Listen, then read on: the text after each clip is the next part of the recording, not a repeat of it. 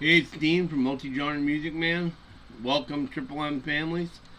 Uh, all of you, you're special to me. I appreciate you every day. If you want to be a Triple M member, all you gotta do is subscribe and ring that bell, and that way you'll be notified whenever a new video comes out. As you read on the description, this is gonna be a story about my life that I don't tell a lot, but I do have told before. Um, when I was 18 years old, I was driving a 1985 Dodge Charger for a pizza company. I was delivering pizzas in this 1985 Chevy Dodge Charger. If you know them, they were small. They're not the big muscle cars they are now. They were the small little Dodge Chargers. And the day I got the job for the pizza company, she said, "You got to do one thing for me to get the job." She said, "The reverse doesn't work correctly on the car. You got to get out there, drive the car around, and get it in reverse and get it out of reverse and be able to drive it. And if it drives okay for you, you can get the job." So I took it to my mom's house. I backed it into her yard and I said, "Look, Mom, I got a job today. I'm driving a pizza delivery car. I made it. I'm going to have a job. I'm only 18 years old. I got a nice job. It's going to pay tips and everything." Well, two bad things happened while I had that job. First thing that happened was um, somebody had ordered like 6 pizzas, and they had ordered them for 3 different addresses on the same street. So I went to the first house to deliver the pizzas, and I went and rang the bell, and the person said, "I'm sorry, let me go get my mom. She must have ordered pizza."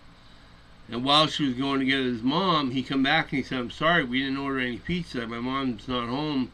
We must not have ordered any pizza." I get back to my car, all the pizzas are gone out of the car. So they've now, ordered enough pizza so that they can have pizza for a long time.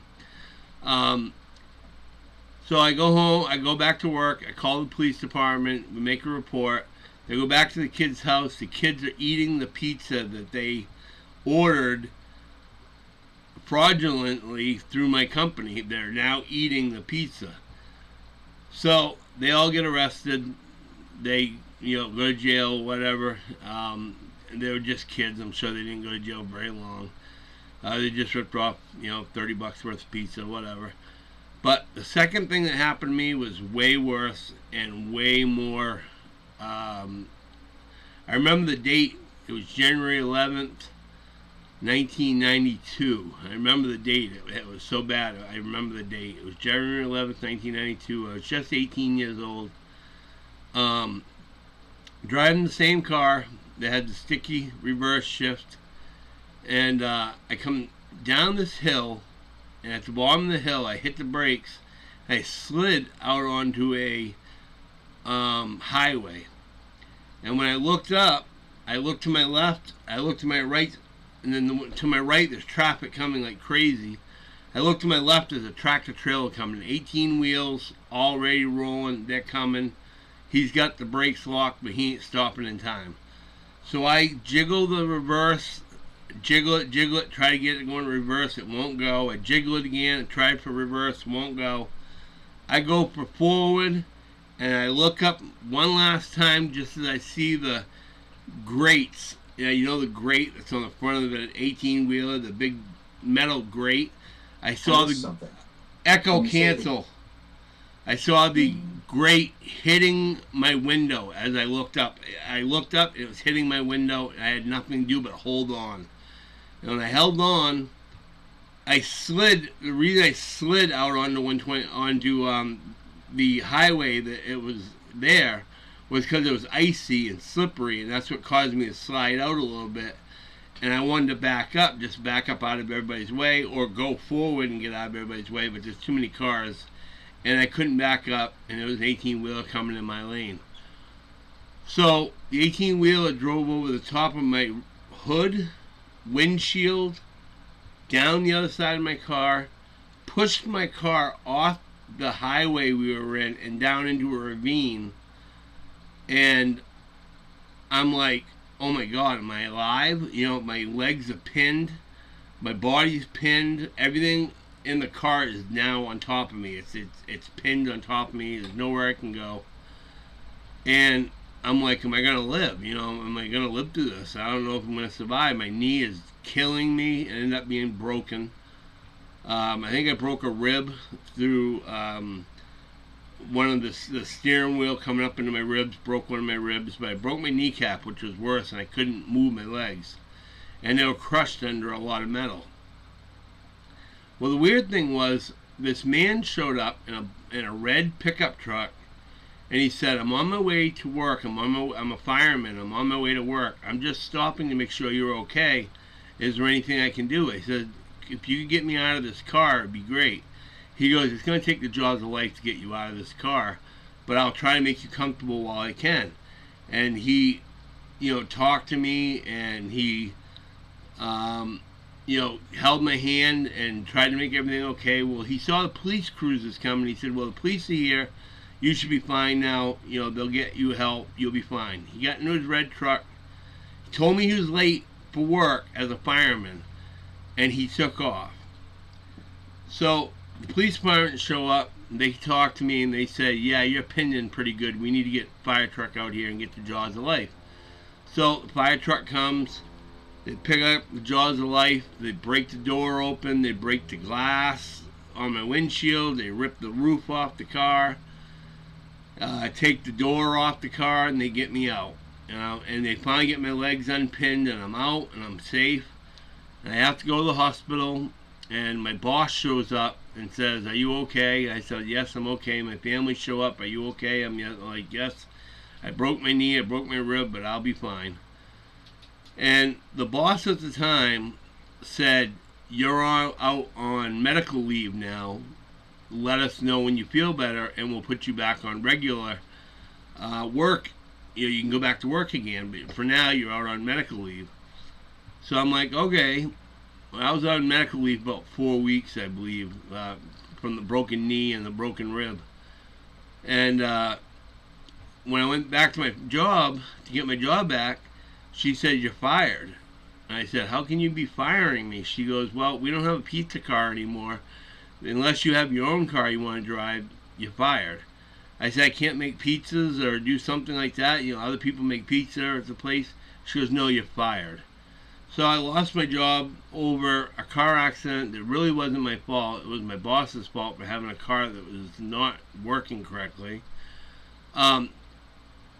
And in this story, the weird part of the story is I went to hunt down the fireman that stopped to see me.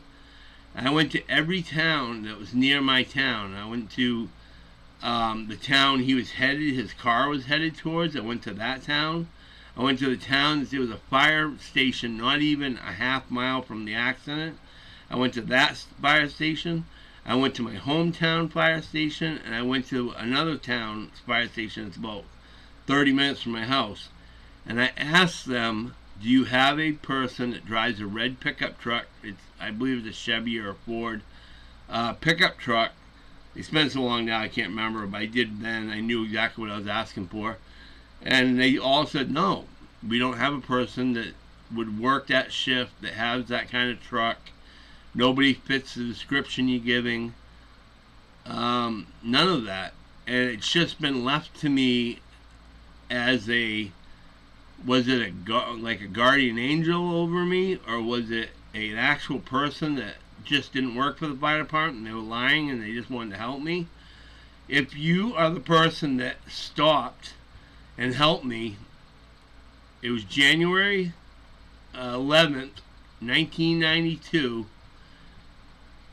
in New Hampshire is all I'll say. If you come back and say you're the person that did it, you got to tell me what road it happened on, so I'll believe you. And I'd like to meet you and thank you for saving my life.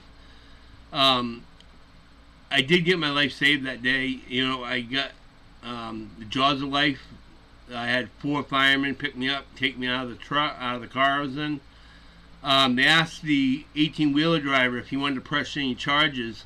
Him and another guy bent the grill that goes, the front grill on the front of the tractor trailer, bent it out with their hands and said, "Nope, we're good. We don't have to press any charges. We're good." So nothing was pressed against me. No charges was pressed against me. Luckily, the only thing was my boss fired me for it. But I always wanted to thank the man that stopped and helped me that day.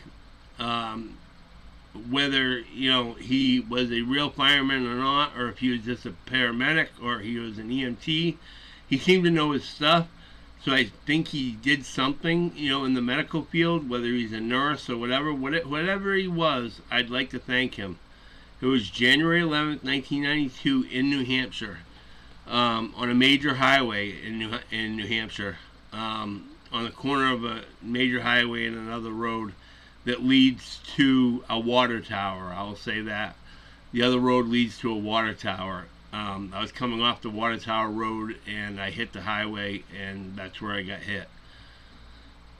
If you can come forward, leave me a message, tell me who you are, and how I can get a hold of you. I'd love to talk to you, and I need the name of the road that I was on to make it so that I know that it's real, that it was really you. There's just one story in my life that I lived through that I shouldn't have lived through. I have hundreds of stories. I've been in 50 car accidents in my life. Luckily, I'm still alive.